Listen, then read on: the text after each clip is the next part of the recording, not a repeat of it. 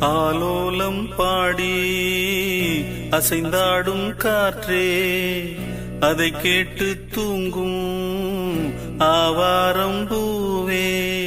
தனியானால் என்ன துணை இங்கே, நான் பாடும் பாட்டுண்டு. அமுதே என் கண்ணே, பசும் பொன்னே, இனி துன்பம் ஏன் இங்கு. ஆலோலம் பாடி